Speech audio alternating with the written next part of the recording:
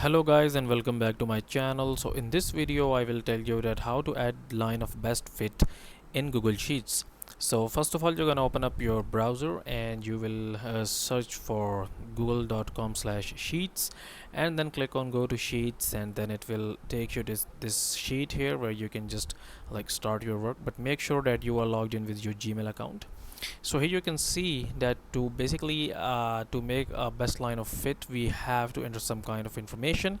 So I have this chart here, this little chart here, which is showing the distance of the car that the car had traveled, and then the value of the car. Okay, so now what this will do is that I will basically select my data here, then I will go to this insert and then go to chart here. Okay, so the chart that we need is basically the scatter plot.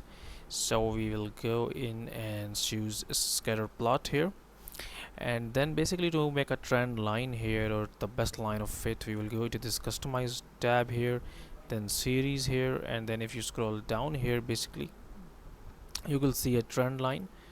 So just tap on it, and here you can see that we have this trend line, and we can basically change the type like linear, exponential, but we will choose linear, and you can change its color as well from here, and line opacity as well from here. Okay, and line thickness as well if you want.